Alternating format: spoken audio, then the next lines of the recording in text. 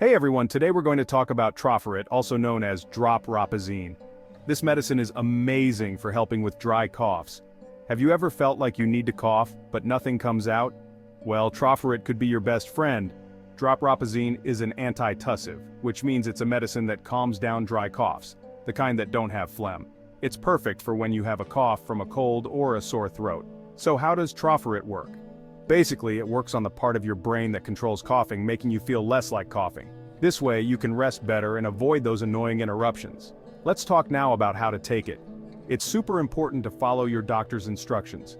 Usually you start with a dose of 10 to 20 milligrams every 4 or 6 hours, depending on how bad your cough is. Never take more than 6 doses in a day. And remember, always take it with a glass of water. Like all medicines, TROFERIT can have some side effects. The most common ones are feeling sleepy, dizzy, and having an upset stomach. If this happens, it's important not to drive or use heavy machinery. And of course, if you're allergic to DROPROPIZINE or any of its ingredients, don't take it.